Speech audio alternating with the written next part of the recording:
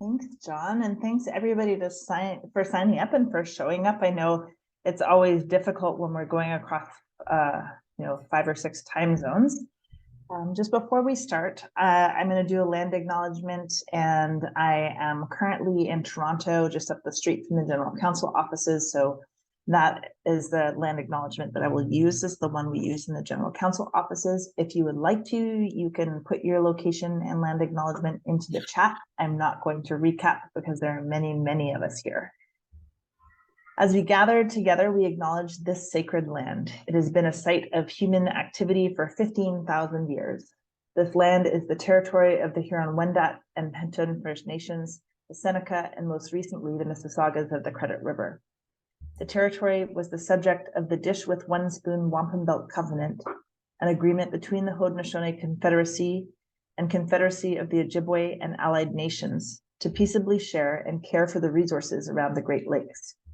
Today, the meeting place of Toronto is still the home to many Indigenous people from across Turtle Island, and we are grateful to have the opportunity to gather in community on this territory or from wherever you're joining. We are also mindful of broken covenants and the need to strive to make right with all our relations. Thanks so much to everybody for joining, and I'm thrilled to be, I cannot believe this day is here. Book clubs are my favorite things.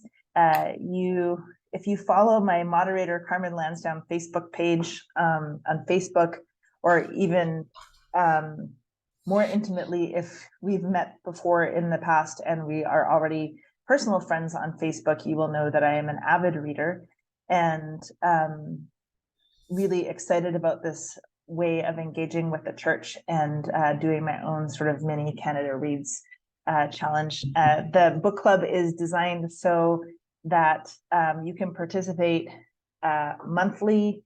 On the months when we gather to discuss the books, you can pick and choose. So if you're like, I'm not into reading an epic poem that's 300 pages long, you don't have to read that one.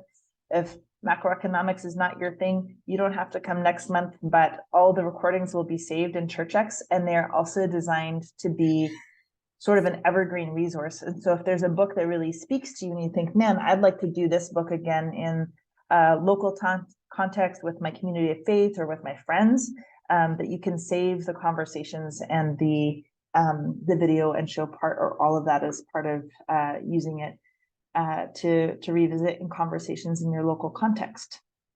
I'm really pleased today to be joined by my colleague and friend, the Reverend Dr. John Thatamanil, who is, I just had his bio up like 2 seconds ago. He is professor of theology and world religions at Union Theological Seminary in New York.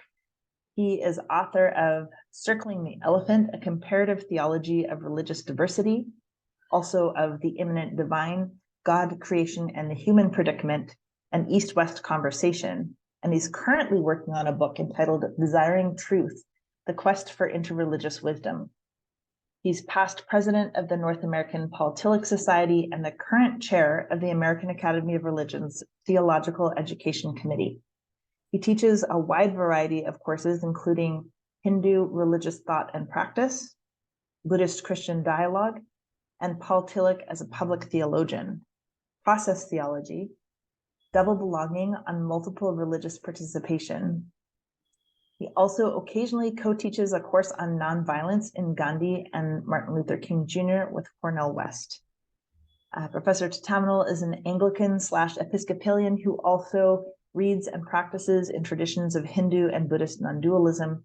He is also a priest in and the diocesan theologian for the Anglican Diocese of British Columbia, also known as the Diocese of Islands and Inlets, correct? Correct. And John is joining us tonight from Victoria, and we have a lot in common because I live on the West Coast with my family, but I spend a lot of time in Vancouver, and John's family is in Victoria, British Columbia, but he teaches and also resides in New York City. So welcome, John. It's great to be here. Awesome. So what the agenda for tonight is going to look like is we're going to have conversation for the next half hour or so about the book, and we'll get John's thoughts on the book and then Alan's going to moderate questions from you as participants, and then in just over an hour, we'll sort of wrap up, and we'll thank John and Alan for their support and highlight the next book and the next guests. So, John, the reason why I asked you to be the discussant of this book is because earlier this spring, we both had the pleasure of presenting in different roles at the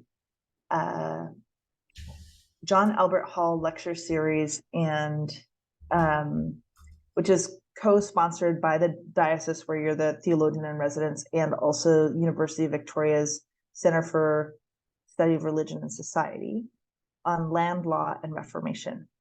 And so I was one of the keynote panelists or keynote speakers, and John was asked to give a response to my paper. And we were talking about Indigenous concepts of land and reconciliation and housing unaffordability and end-stage capitalism. And in his response to what I had said on all of those topics, John talked about how that we were in this period of human existence where we had sort of lost the ability to dream.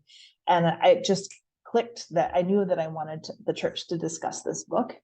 And when John said that, I thought, oh, this is the person that I would like to discuss this book with, who can maybe speak a word about its value for the church. And so I would just love to hear your initial thoughts, John, about the book, and about that idea of dreaming and its necessity in society. Yeah, again, it's great to be here. I am on the lands of the Lekwungen-speaking peoples, the Songhees and Esquimalt nations here. And when I'm in New York, I'm on the Lenape lands. It was a pleasure to read this book. And given that Carmen has already mentioned the centrality of dreaming to this book, I just thought I'd read this one little bit on page 88 for those of you who have this book.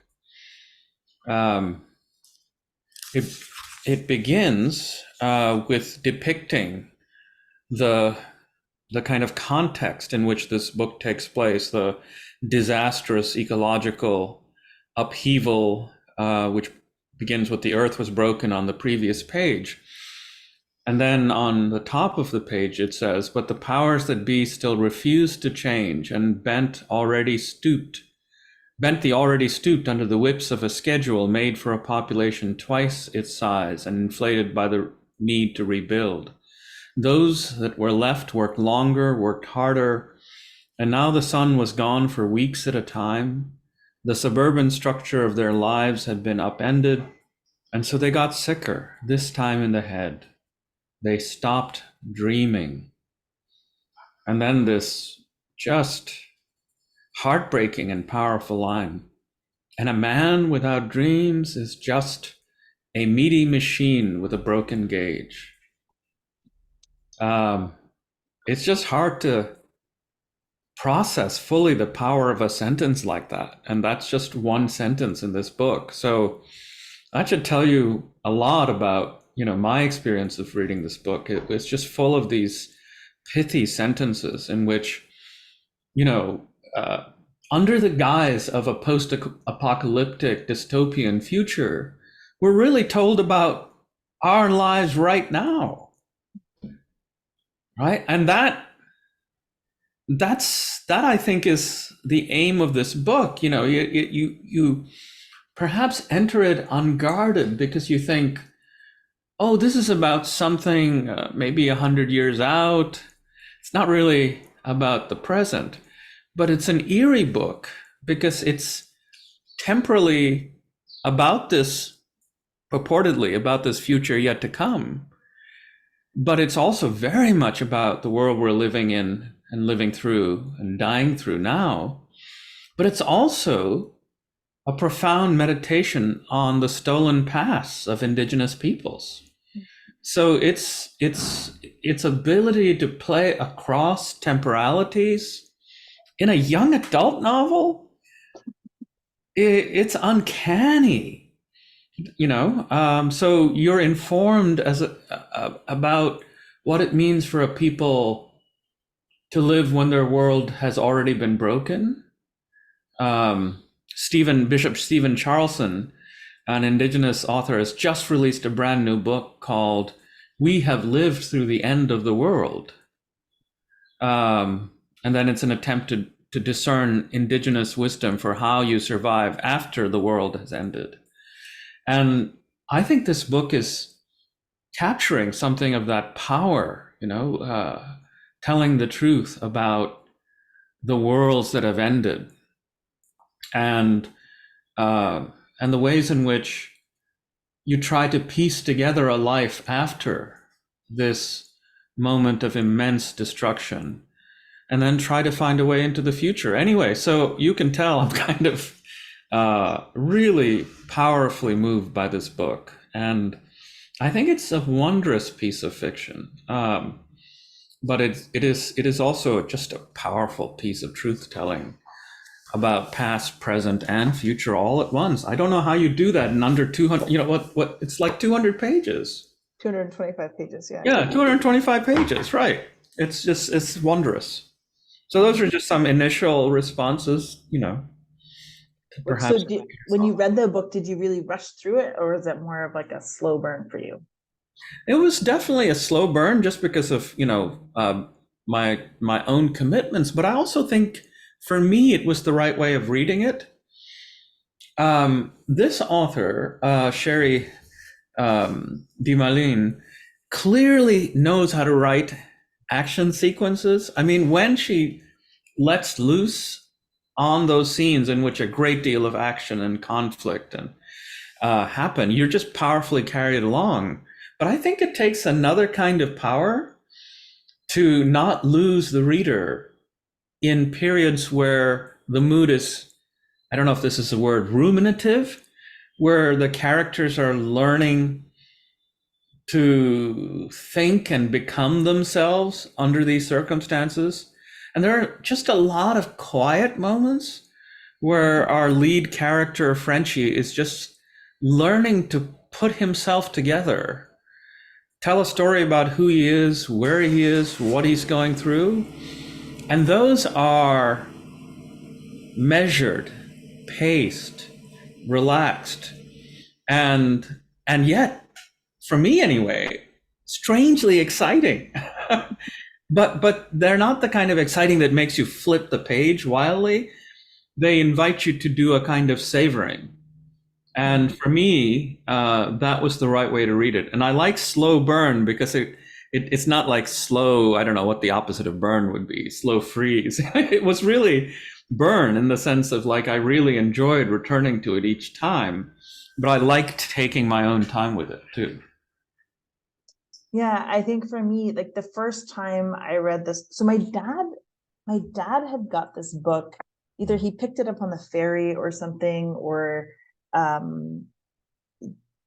don't really go to bookstores that often. So if he picks up a novel, it's usually in the ferry or an airport.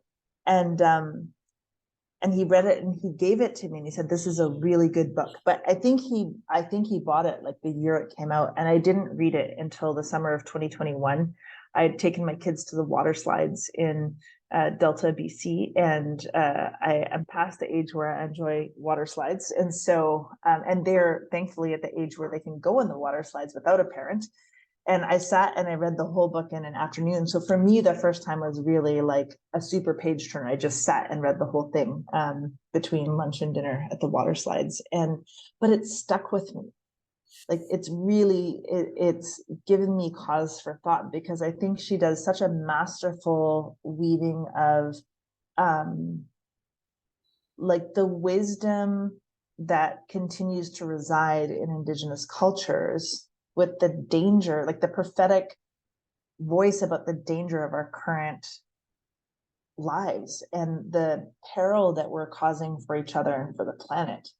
And I like the way you described it as sort of weaving past, present, and future together really well. And she does that in the character development. Like I told you, I just whipped through the book again this week to reacquaint myself with it in detail. And there's a part towards the end where when they find the council and they get in the fight because he gets jealous about Derek, right? And so he's recounting the fight, but he's also like analyzing his own jealousy and like, and I really shouldn't have said this, but I let it rip, and she's such a masterful storyteller. I don't know if others have read her other books, but I've found the same sense of joy and engagement with both the sequel to this novel, which is called Hunting with Stars, and then which is Hunting with Stars, and then it says a Marrow Thieves novel, which makes me hope that there's going to be a third book in the series. But she also wrote another book called Benko, and which involves an Indigenous protagonist, but is less about Indigenous and settler relationships. And then a couple new books that have come out this year that I haven't picked up yet. But I just think she's such a masterful storyteller. I can see why the new printings of this book are covered in, she's won like 1, 2, 3, 4, 5. She's got 5 seals on the front of the new edition of the book, right? Let me just go back to my questions. Is there anything else that is thinking about you in terms of what's sticking with you or what's impacted you about the book? Well, that my work is, that there are all kinds of, nerdy academic terms for what I do, comparative theology, etc. But really what I'm interested in is the work of learning from more than one religious tradition. So the question of interreligious learning is probably one of the central questions of my life, not just as a gig, or a job. And this book has a kind of warning about that as well. You know this. Say more about that. Yeah. So there's a very concrete section where there is this same page actually that I was just on, where this whole business of how settler communities relate in the work of learning from Indigenous communities is engaged, and it's clearly a striking warning. Right. At first, people turned to Indigenous people the way the New Agers had, all reverence and curiosity, looking for ways we could help guide them. They asked to come to ceremony, they humbled themselves when we refused, and then they changed on us, like the New Agers, looking for ways they could take what we had and administer it themselves. How could they best appropriate the uncanny ability we kept to dream? How could they make ceremony better, more efficient, more economical? And then the narrative voice, that was the first alarm set off in the communities. The whole question of appropriation, what's the difference between learning and appropriation? In what ways is it appropriate for people who are not Indigenous to really learn deeply from the wisdom of Indigenous peoples, but not in a way that makes us, again, think about, we've taken the land and now we're taking the wisdom. So do you see what I mean? There's a real challenge here, both in terms of how we learn, what we learn, the relationships within which serve as the context within which we might learn, and what is given and what is taken. This book leaves those questions very much open. There's no definitive answer, but it does strike an alarm bell about the forms of learning that really are just other forms of taking. And taking that goes, yes, all the way into the marrow, right? This is a book about that based on this one central conceit that in order to recover the capacity to dream, you have to take someone else's marrow. Could there be a more powerful metaphor for appropriation than that? So anyway, don't ask me to give you any answers to the questions the book is asking, but I'm not sure the book was interested, at least in giving us the answers, but presenting us with a complicated predicament.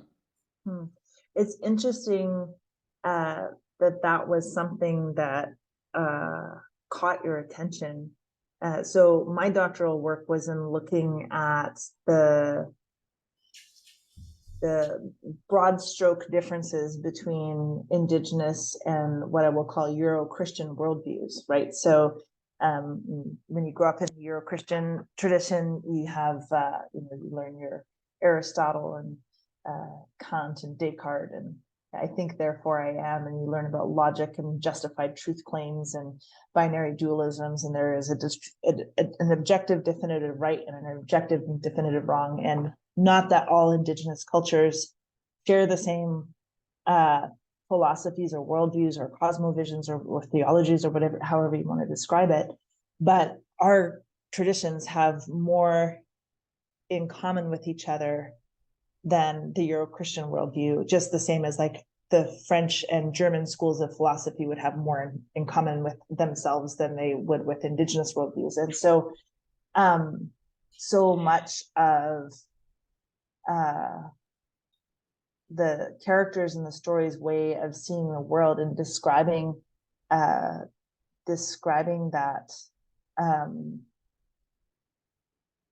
dynamic that happens between Indigenous and non-Indigenous peoples, or has happened between our peoples, was like, well, yeah.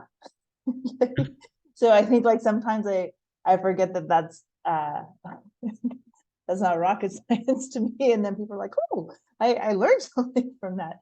But I also think it's interesting to me to watch from sort of like within Indigenous cultures. We have she talks about the Rogaroo, and she doesn't really explain what that is, but it is very similar to the Wendigo, this idea of like a cannibal spirit. And we have something similar on the West Coast. So in Kwakwaka'wakw peoples, there's this like spirit of Bakbakwalanixiwe that that overcomes a young initiate into some of our sacred dances, and they become overcome with the spirit of greed, and so much so that they would go so far as to consume human flesh. And there's some hints of that in there, and you know, that's a theme that I have written on and preached on, about the sort of end stage capitalism that we're in now, where we've sort of have this focus on the primacy of shareholder profits, not stakeholder concerns. Or I'm trying to move away from using the word stakeholder, because it's a settler term about like driving stakes into land to claim land. But like the constituents of our corporate activity are much more than just the shareholders in a corporation. And but we seem to have entered this period of capitalism where like shareholder profits are the only consideration, or like the primary consideration, and at the expense of, I think we're leaning into this space of, we're going so far as to consume human flesh. Or there's a Swedish sociologist who teaches at Columbia, Saskia Sassen, whose most recent book in 2017, I think, was called Expulsions. And she talks about how like huge parts of the populace, especially in North America, are just sort of being expelled from the capitalist machine because they no longer have any utility or value. So it's a really interesting lens to think about all of those questions through this like really simple, easy to read story. It's quite profound. Yeah, no, and even the passage that I just read, you know, the is an explicit commentary on contemporary capitalism. You know, people working longer hours and And that itself is integral to the way that they become sick. It causes some, or maybe, well, it's at least one cause for why, settler peoples have lost the ability to dream. They're just in this frenzy. But of course, the deeper cause is a complete alienation from land, and the forgetting that the base on which we do anything we do is literally the ground underneath our feet. This book has an uncanny way of just, maybe because you have a teen sort of coming to see these things for the first time, there's just a way of stating clearly what we're living and dying through that has a kind of sharp clarity, right? And take a look, for example, at page, I think I have the right memory in my head, but I can find it quickly if the memory is, it's correct. So there's this remarkable scene. Again, this is just the kind of scene that made me read slowly and just sort of savor. This is a scene where the lead character, Frenchie, has found his found the extended community with whom he travels through the rest of the novel with, but they're learning to track, and so they're learning to track solo. And Miguans tells them that they will meet up after a certain period of time, and so he's left alone to himself, and then he permits his mind to wander at the bottom of page 47, and it's just so beautiful and clear and troubling. My mind wandered. I tried to keep it focused on my surroundings, but I was tired. And so I let it run a bit off leash for lack of the energy to remain disciplined. From where we were now, running, looking at reality from this one point in time, it seemed as though the world had suddenly gone mad, poisoning your own drinking water, changing the air so much the earth shook and melted and crumbled, harvesting a race for medicine. How could this happen? And then this other question that keeps haunting the book: were they that much different from us? Would we be like them if we'd had a choice? Were they like us enough to let us live? I mean, it's one of the most powerful, for me, moments of reflection in the book, in terms of naming our collective madness, right? The world had suddenly gone mad. Who does this? Who poisons their own drinking water? Who changes the air so much that the earth shakes and melts and crumbles?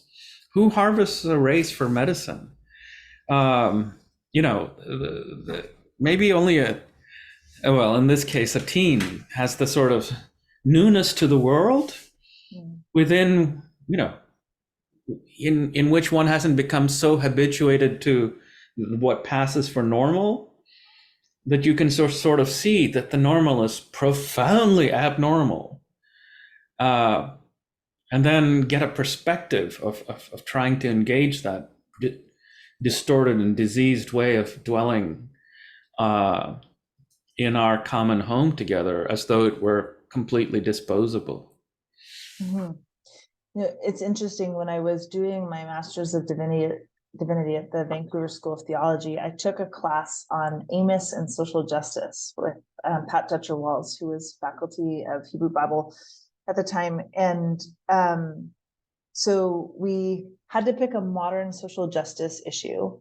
And then we did like the historical and literary criticism of like reading the book of Amos using historical and literary criticism.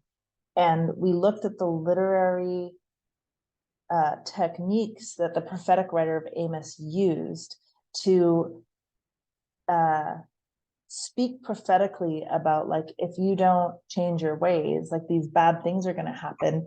But and we use historical criticism too, so they could link the images in Amos to catastrophes that would have happened in the lifetime of the hearers of these stories. And so then our task for our final papers was to rewrite the Book of Amos about our current social justice issue using the same literary and historical techniques. And so I chose structural adjustment policies in Bangladesh, as you do.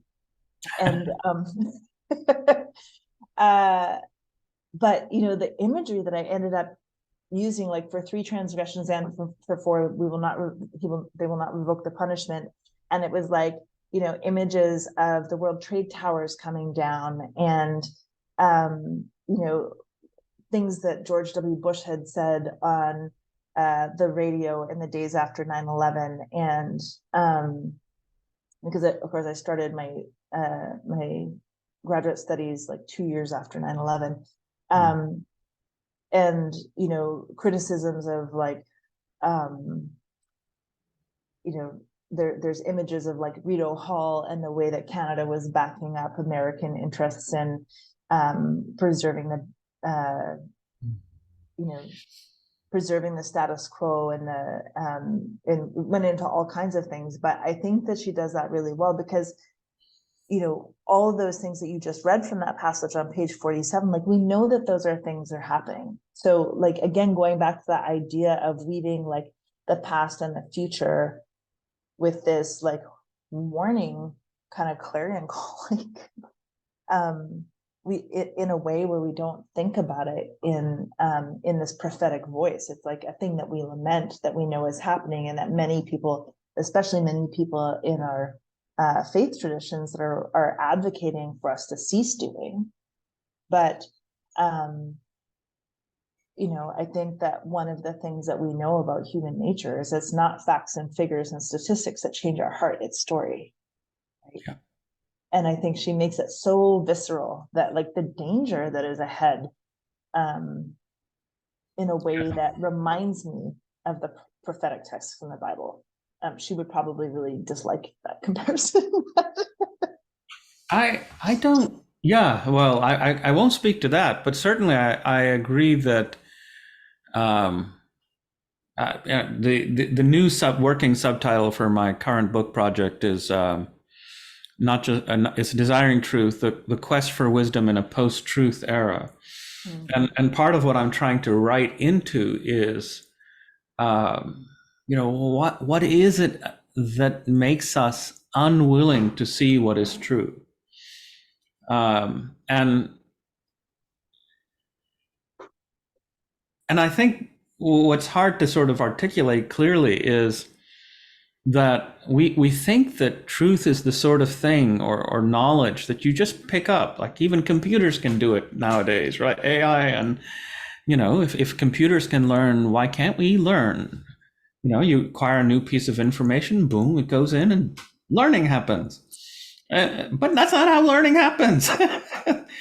You have to actually want to know things. And then you have to want to know things that are painful to you. You have to want to know things even if there is a cost to knowing those things. So there has to be all kinds of work we do to ourselves to soften the resistances that keep us attached to comfortable things, like my way of living now. I don't really want to have the whole thing turned upside down. And if I really learned, the cost, for example, this I still struggle with, probably the number one thing most of us can do practically is radically diminish, if not eliminate, our meat eating. Right? I mean, like, here's probably the most significant thing an individual can do or a family can do. Never mind that the big things have to do with us getting ourselves organized and getting out of, corporate domination. But suppose I learned that piece of information. I may know it as a piece of information, but for it to be really transformative, there has to be a lot of transformation. Information alone does little. Transformation does the deep work. And I don't think transformation, you're right, occurs by the accumulation of facts. It occurs in part by powerful stories that reframe us and replace us in a different way of seeing the world, and therefore living in it. Something you said at the beginning of these most recent comments just gave me the same moment of pause that you had about the appropriation and learning across religious difference, spaces of religious difference, or multiple spaces of religious belonging, where I was like, oh crap, the paper that I wrote in my MDiv that sort of got me interested in this sort of cross-cultural difference between Indigenous and Euro-Christian worldviews was one I wrote for a graduate history conference at the University of Victoria. And in that book, I argue, or it's not a book, but it's a chapter in a book published by or edited by Jeff Nowers and Nestor Medina at the University of Toronto. And the book's called Theology and the Crisis of Engagement. And so in my chapter of that book, I had said, my undergrad is in history. And so, of course, when I was, taking my undergrad history classes, I was like, this is a primary source, this is a secondary source, all of the Euro-Christian things, that this is a justified truth claim, this is how you practice objectivity and in the creation and the discipline of history, and which of course is not nearly as objective as we think it is, right? There's all kinds of politics to whose stories get told, whose written language gets preserved, and so I queried these disciplinary boundaries around the creation of history and said, our stories were not written, and we don't have these extant, we have very few and very dissipated extant written records of Indigenous experiences of colonization of Canada. But our poetry and our fiction tells the truth of the impact of that history. And so why are those stories not sources of historical knowledge? And which I think I think I still stand by that question. And when you talk about the difference between what is true in a post-truth world, I think, yeah, facts also matter, though. So it's complicated because in traditional Indigenous historical practices, we changed our facts to suit the purpose. So we talk about history in the Euro-Christian tradition is chronological, and we recount events and we try to prove that they happened, and is the Shroud of Turin real or not? Can we historically prove that? And in Indigenous traditions, our stories and our histories are meant to be ethical and pedagogical. So we'll change the facts based on what we're trying to teach about how to be in relationship with each other in the created order, which is really important in terms of our traditional ways of being in the world. But actually, I just had this moment when you were talking, it's but somebody could go read my chapter and Jeff and Nestor's book and see she's making an argument for fake news. So we live in a complicated, messy world, man. Indeed we do. And part of that messiness, as you rightly point out, is that I think it was something that Elie Wiesel said in a class I took with him. I think it went something like, many things that happen are not true, and many things that never happened are true.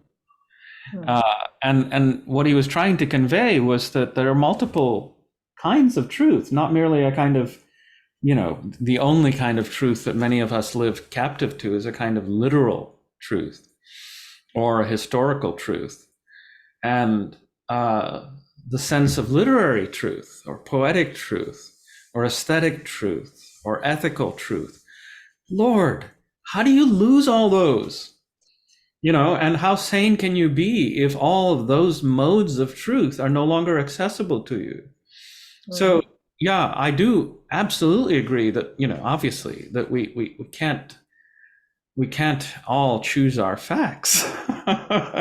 This is the standard trope, right? We can choose our opinions, but not our facts. Fair enough. But to paraphrase Jesus, man cannot live on facts alone. It's a poor and thin diet. An accumulation of facts does not feed the soul. We need these other kinds of truth, including the kinds of narrative truths that this book is so powerful at conveying. Before we open it up for dialogue with the other participants in the book club, is there any particular question that's left lingering with you from having read this book? Well, I think it's the one I read a little while ago. Theologians like to talk about theodicy, the question of how can a good God, presumably a good and all-powerful God, permit evil? Or why is there evil if God is all good, all-knowing, all-powerful? That's not a question that's in this book at all. The question that this book asks is something akin to, I don't know what the word for anthropodicy. I mean, how can human beings so lose themselves? That question runs throughout the book. How can human beings so lose themselves? But then again, let's be clear, the book is not really saying indigenous persons have lost themselves. It's a question asking, in particular asked about settler communities.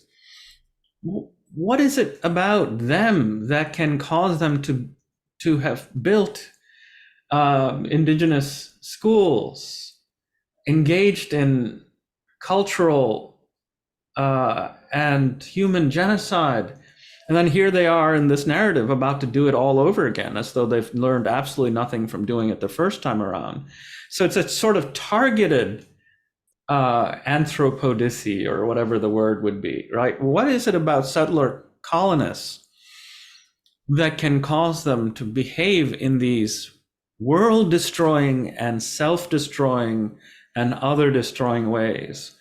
Is it circumstances? There's that question that that Wab asks Migwans at a key point in the story. Is it circumstances that make us bad, or is it we're bad by nature? Yeah, or are we bad by nature? But that question is spoken quite generally about all of us. But the other question throughout is, an indigenous question asking about how it is that settler peoples can so profoundly lose themselves, so as to do this kind of thing to us, not once but now, yet again. So that question is haunting. I think the book is asking that of me as a settler. It's asking, how is it you continue to participate in structures and systems that do this to our people? Why do indigenous communities, so many of them, still lack reliable access to fresh water? I mean, why am I okay with this? What is it about you and your ways of thinking and living that keep human populations in conditions such as these? So it's poignant when a 16-year-old fictional narrator asks these sort of unguarded questions, like they get into you, dare I say, in a marrow deep level, when a fictional author fictional voice that isn't going to threaten you is asking these questions. And then you have to think, oh Lord, yes, I have to ask these questions. They're not going to go away. They can't possibly go away. I wouldn't be any kind of half-decent human if I let these questions disappear and stop being a thorn in my side, a perpetual one. I think you've created a new word, like anthropodicy. There you go. That's like maybe a less awkward way to say it. Yes, maybe. I can see now whenever I'm unfortunately our in-person general council executive meetings during the term of my being moderator conflict with the American Academy of Religion. But when I get back to AAR, I can see sitting down with you and Jörg Rieger and saying, okay, guys, we're going to write a book on anthropodicy. Yeah. Yeah, I think it's the right question to ask, it's instead of, deferring real evils that we have generated and asking, punting it onto God. It seems we have to begin closer to home. Yeah, I mean, it's an interesting point, right? Like, for me, it's not, as a theologian, it's not a question I spend a lot of time on, because when I think about why does God let bad things happen, is because God gave us free will. Like, so it's not a God problem, it's a people problem. So, it's very much a people problem. And then again, there are all kinds of discourses that are currently arising, particularly from feminists, decolonial, and other perspectives, for example, that worry about this word Anthropocene, right? As though all human beings equally are responsible for the messes that we're in, when in fact it's not the case, that it's humanity as such that is responsible. There are 99 corporations, I think, something like 99 well, maybe even less than that, maybe like 70 corporations responsible for like 90% of climate fuel. I mean, climate changing fuels, and so, like, you could probably, like, within the space of 2 minutes, name the primary producers of the gases that are putting us in peril, and a very concrete handful of people responsible for that. And if that's our situation, the problem with my term is that it like the term Anthropocene thinks that we're all of us equally responsible for this fix, for this muddle, but we're not. Only a relative handful of us, and the rest of us sort of being cowed into silence and complicity, or just outgunned and by structures that we don't know how to dismantle.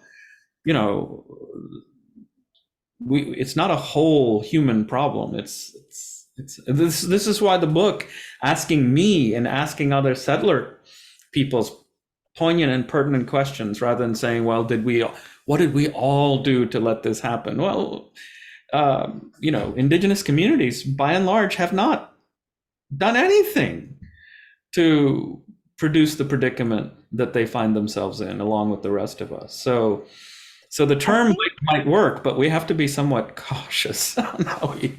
That's true. I think that and I'm conscious of the time we've gone overtime in terms of not letting other people wait. So, Alan, while I finish this last thought, I'm going to ask Alan to pop back up and start moderating a broader discussion.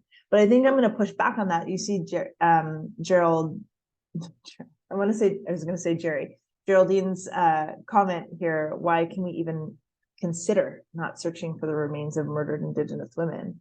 And I think that in terms of the climate crisis, there's the industrialist power dynamics of those at the very, very top of the 1% of the 1% that do hold the reins on a lot of our greenhouse gas emissions and things. But that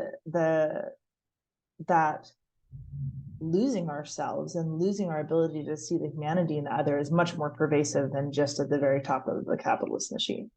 Yeah, that's a good intervention, Geraldine. Absolutely. So I was just staying hiding in the background because I'm just happy to listen to the two of you talk, and imagine lots of other folks are too. So that was awesome. Thank you. If there are questions for folks, if you can raise your digital hand, that would be awesome. So you can find the reactions tab at the bottom of the screen if you're on a computer, and you tap that and raise your hand, and then I can find you in the list of the bazillions of people who are here to listen to this conversation. How many people are here while we're letting people raise their hands? It's dropped down to 104 now, but there was more than that. I think we were up close to 110 earlier. So nice. Awesome. Well, thanks for everybody coming out on a Thursday night. I know it was a tough competition with choir practice in a lot of communities. So. And I hear that you can't hear me. See, the sun at this time of day is all in my face, so I was moving back so that I wasn't getting all sunny gross. But I guess hearing me is more important. I'm sorry. Nobody's got any questions. I am shocked. We should have just let them keep going. There we go. Kathy Hamilton. I see Kathy.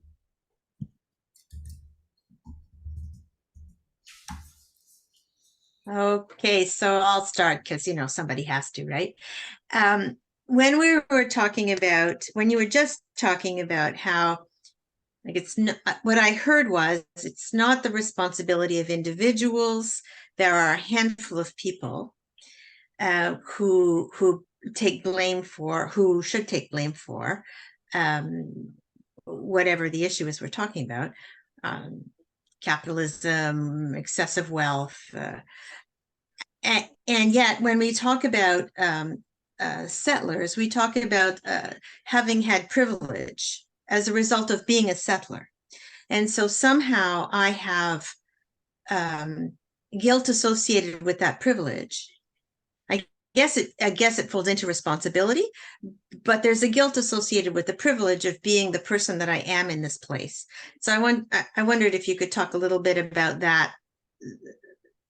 Like, I would like to be able to say it's their fault. It's not my fault, but I have the privilege of being who I am because of their fault. Carmen, can I start off? Yeah.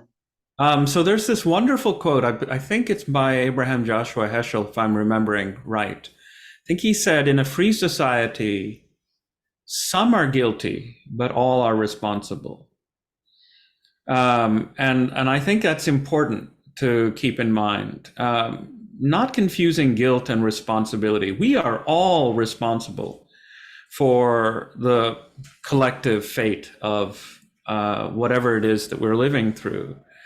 We're not all guilty, or certainly not all guilty in the same way. And I'm not terribly sure that a whole lot of focus on guilt does much good anyway. Guilt seems to be often a very paralyzing emotion. It doesn't seem to motivate much in the way of action. But a sense of responsibility connected to a sense of agency. Well, yeah, I am participating in keeping the structures that are harmful largely as they are. That is my responsibility. And if it is my responsibility, then it's also my responsibility to do something about it. That feels to me like a more productive stance. So I don't try to spend a lot of time focused on guilt. I try to remember Heschel and then ask, there are specific things I'm guilty for, but there's a far larger set of things that I'm responsible for. Carmen, do you want to weigh in too? Yeah, I think so many people know that I've been in recovery from using substances for a long time. And as part of my own sort of therapeutic work that I did around that, I spent time looking at feelings and the gifts that I got from feelings, and really having to learn, especially because there were a lot of things that I was responsible for that I also had to be accountable for in terms of when I was not living my best life. And when I'd hurt people and had to make amends or change the way that I was living. And so the first thing I had to do was distinguish between guilt and shame. And for me, guilt was like, I did something wrong. And shame was like, I am wrong. It's like, I'm a piece of crap because of like how I feel about this thing. And so if I looked at how bad I was feeling and I thought, like, did I do anything wrong? Did I do anything outside of my value system? The answer was no. And I was like, okay, that's not guilt, then that's shame. And if it's shame about a context I didn't create, then that's carried shame, right? And so I also learned about the gifts from those feelings. And so the gift from guilt is that you learn what your value system is. When you feel guilty because of something you did, and you pay attention to that and you learn from that, like, that's not the type of person I want to be. And that's how you build integrity. The gifts that you build from shame is humility to realize that like not everything's about you, and that sometimes we inherit these systems, and but we also have an accountability to say like whatever that is, I'm not going to carry it anymore. And I do think that the feeling bad about the context of benefiting from the systems of injustice that exist does exactly what John just said. Like it can create a paralyzing, you become uncertain about what to do. And I think that for me personally, the antidote is like what following Micah 6:8, like what is God calling me to do? And how do I seek justice and walk humbly and love mercy? Like how do I embody that in the world? And one of the things that I have become more and more concerned with about all of the isolations that are happening in our families, in our workplaces, in society, is that we are becoming very politically disengaged and politically nihilistic, right? And acting as if our politicians are doing something to us. And I think that's a particularly North American thing, because we're not holding our politicians accountable. Obama said that at the start of his second term. He was like, you put so much expectation on me as the president, as if I could affect all of this change by myself. And you elected me, and then you all disappeared, and I needed the power of the people. And where did you go? Where did you go? Because one person can't do this. And, I remember when I joined the governing bodies of the World Council of Churches, and the first time I went to Switzerland, I had like a free afternoon before I had to go to the ecumenical center for a meeting. And I went to McDonald's for lunch because it was familiar and it was affordable. And I was shocked. I went to, this is in 2006. I go to McDonald's. The liner tray has a list of all of the known allergens in every menu item. Everything was compostable. Everything was compostable. 75% of the food used to produce food in McDonald's in Switzerland is grown in Switzerland, and the remaining 25% is grown in the EU. No GMOs, fair trade coffee. And I thought, like, this is evidence of the fact that public policy and political accountability works, because the truth is McDonald's wants to sell me a hamburger that is sustainable for people on the planet more than they want to do things that are not good for the people on the planet. And so if we would set some policy that would require better corporate behavior, which the Europeans do a lot better than we do. And there's all kinds of tensions around immigration and all kinds of other things that are problematic, but it was really instructive for me. And I think, how often do we sit down and write a letter to our MPs or go to their constituency office and say, these are the things I'm really concerned about, right? Like we draw on agreeing with op-eds, or the days of reposting news articles in Canada are gone, but social media has been, it's almost like, well, I post everything I believe on social media, and so the politicians should know how I feel. And they do, they read it, they track those metrics. But unless you're showing up in their office on paper and saying, these are the things I care about, and I elected you, or our community elected you, if you didn't vote for that person, our community elected you, and as a constituent, I want to see you do better. Like, that is the number one tool that we had, to John's point from earlier. And so, if we want to create more equity in Canada, and we start to understand some of the intersections of all of the different structures of injustice, like, we learn about those, but then we have to do better, right? Like, if you know better, you do better. And I get it that it's so, it's horrible to learn about the history of how we've treated each other, in terms of settler and Indigenous communities, but also in terms of our corporate behavior in capitalism. Like, those are hard things to deal with. But if we feel bad about them,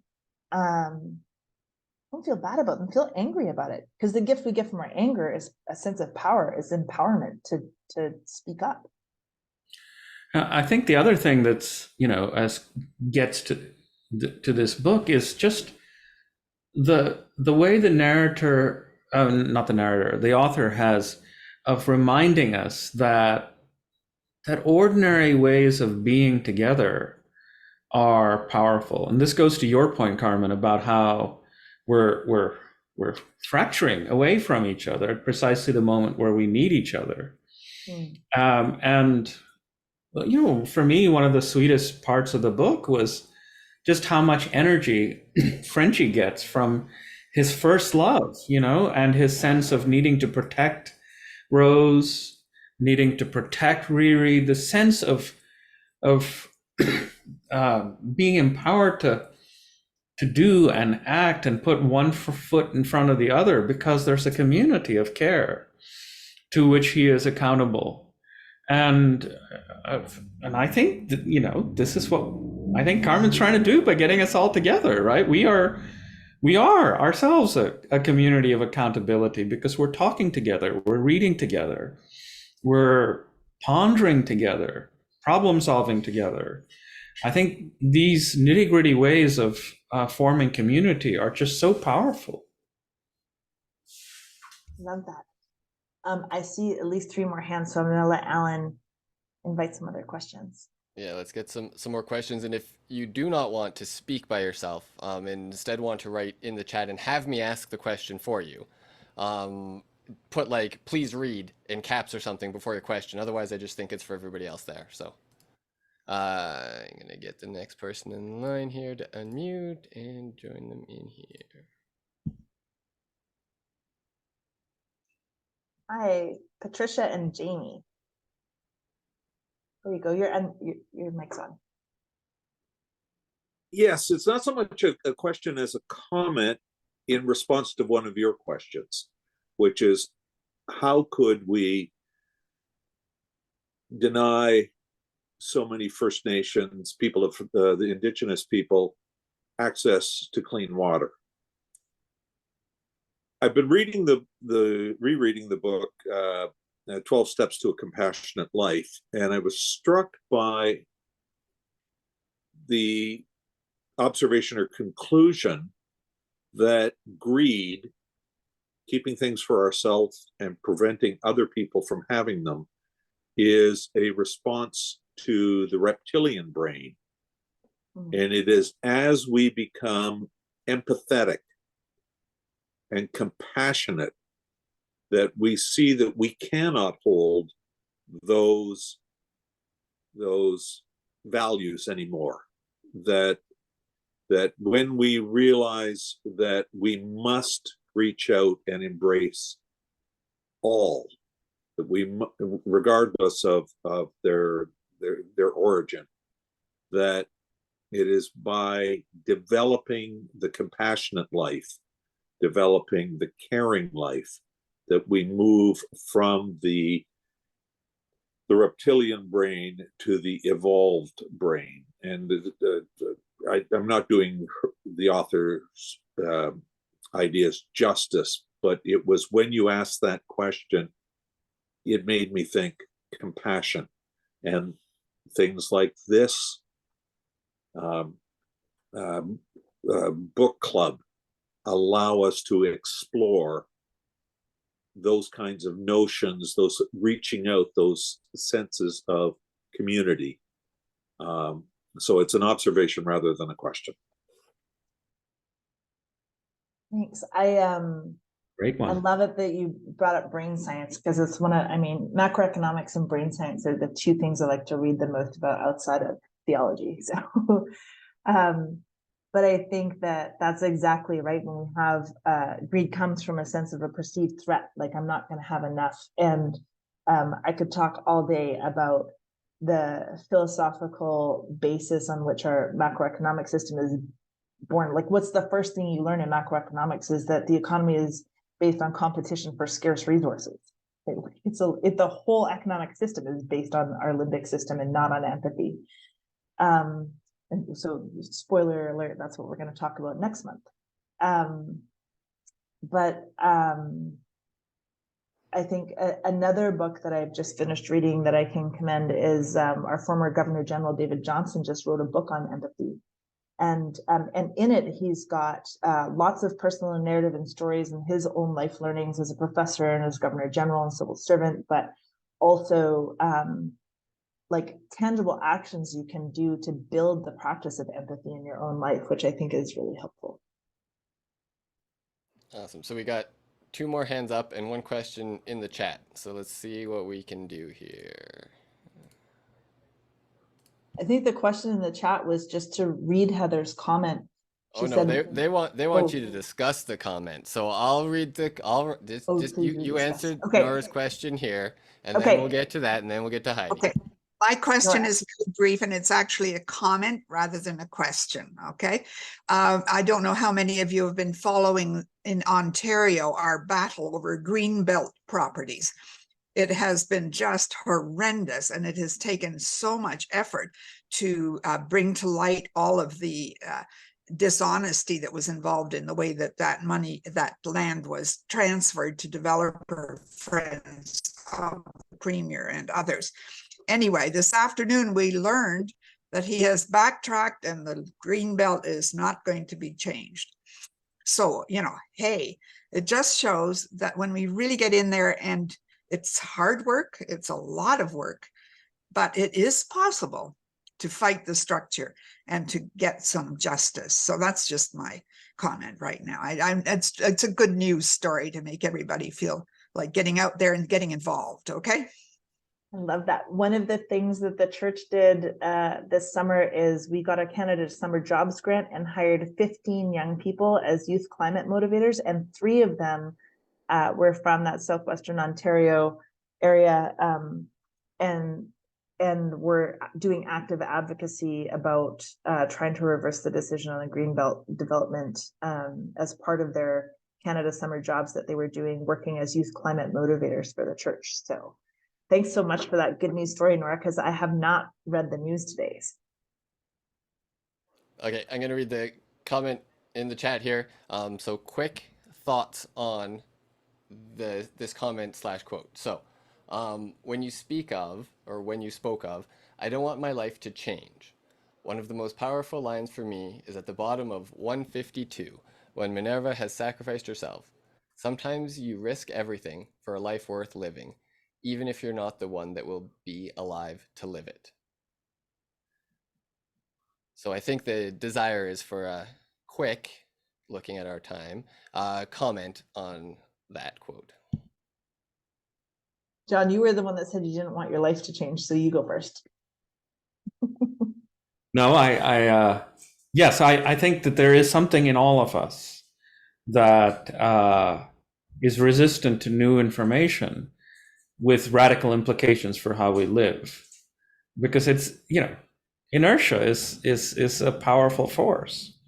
There's a reason why it's hard to get up in the morning and get to the gym. I mean, there's a lot in us that seems to be status quo oriented, but thankfully, and this is the great power of this quote, there is also something else that calls us forward into change, and several voices have just spoken to empathy and affection and love, and these are powerful, and I would dare say perhaps even more powerful than the claims that inertia has upon us. It is a human mystery, this battle between love that motivates us to change and inertia, the impulse to remain the same. And I think it's worth pondering that at a philosophical level. But yes, I think the author is really conveying to us that love does have this power to drive us forward into new life. I think that's true along all forms of love, right? When you think of romantic love, how many times have we heard that? Like, they made me want to be the best version of myself, right? Like, and I think that is, whatever kind of love it is that we practice or that we cultivate is the great power in that, is that we do aspire to be bigger than ourselves and to be the best version of ourselves. And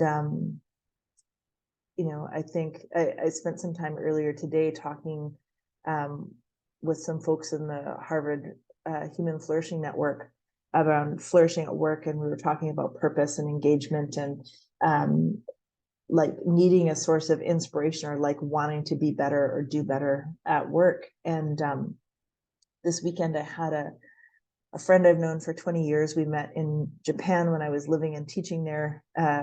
He was coming to Japan to see the FIFA World Cup that was hosted in Japan and South Korea in 2002.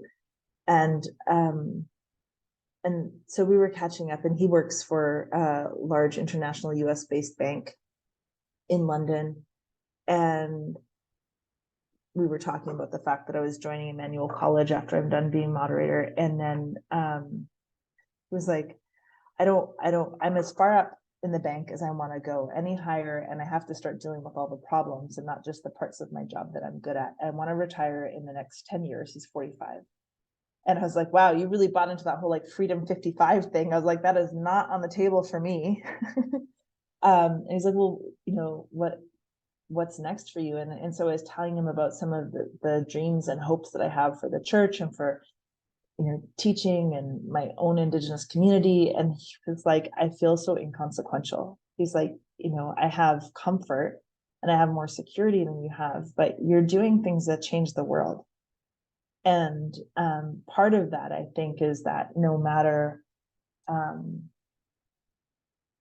the title of my dissertation was Bearing Witness, Wearing a Broken Indigenous Heart on the Sleeve of God's Mission. And I think it's that my heart being broken over and over again, but choosing love is part of what allows me to choose a life of service in a way that aspires to our collective common good. So, I think we have like time for one more question. Yep. Moderator? I'm getting that one more question going. I just needed to pause there because I couldn't just throw in too quick after that. There you go. I kind of hate to ask another question after that because that was such a powerful statement, but it's in relation to the use of the term school to refer to these basically factories where they're torturing Indigenous folk. And that was actually a piece of the book that I found a bit confusing and troubling. And I get that for many Indigenous folk, even to use the word school for residential schools is a misnomer because they were, for them, really torturous. But I'm also aware that they were schools in some sense. So I was just confused by, it felt like an overplayed metaphor, maybe. And I'm saying that recognizing that I'm saying that from a white settler perspective, right? So I just I'm wondering whether, and no one can speak for any one group of people, but I'm wondering if that's truly how many Indigenous folks see the residential schools, as simply sort of torture chambers, like places where they were chewed up and spit out, with nothing left. Because I mean, I've read the reports, I've heard the stories, I've tried to keep myself educated and open and aware. Is that really how folks see them? Like with absolutely no value of any sort? I mean, they're horrible for so many people, so I don't know, like I can't put myself in those shoes. So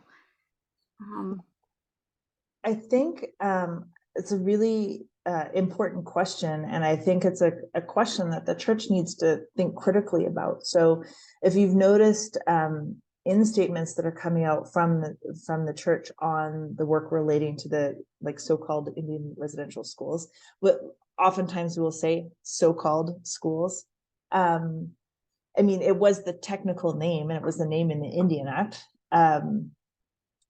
Oftentimes now the practice that the staff in Indigenous Ministries and Justice Unit will use, if they're referring to a particular Indian residential school or a government document that refers to them, they'll use the term school. But if we're talking about the system in general, we'll refer to the residential institutions. And for me, that is helpful because I think it like the danger of continuing to call them schools is that it domesticates it, and it creates in the non-Indigenous imagination idea that it's a shared experience of what non-Indigenous kids or kids living outside of the residential school system experienced, which was completely different, right? And so we need to unsettle that idea of the Indian residential schools as schools. So that's one piece.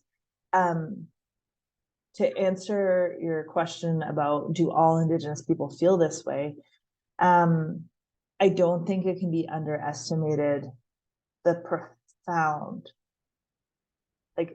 profound impact of those institutions on Indigenous people, whether they attended them or not, right? I think because we talk about the fact that there was 253,000 students enrolled in them, that seems like a small number compared to Canada. I can promise you there is not a single Indigenous person in this country that you could meet that did not have a grandparent, a parent, or themselves attend those institutions. And we are not homogeneous in our experience. The impacts of colonization and settlement of Canada had already started to break away a lot of the fabric of our traditional cultures.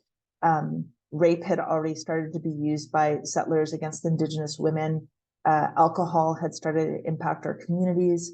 And for some Indigenous children, a very small number,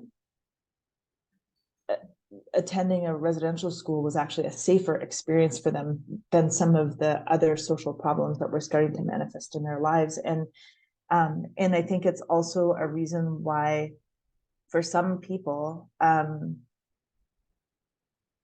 residential schools were not seen as this machine that chewed up people and spit them out. That number is very, very small.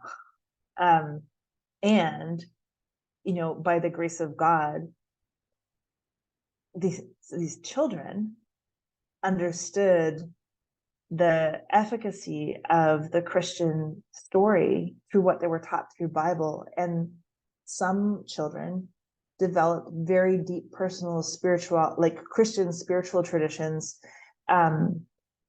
because of that salvific efficacy of the Christian story, despite all of the religious and spiritual and cultural and physical and sexual abuse that was happening to them. And it's messy. So I think it would be difficult to say that every Indigenous person sees that, but for certain, every Indigenous people can understand the schools in that way. I don't know if that's helpful. All right.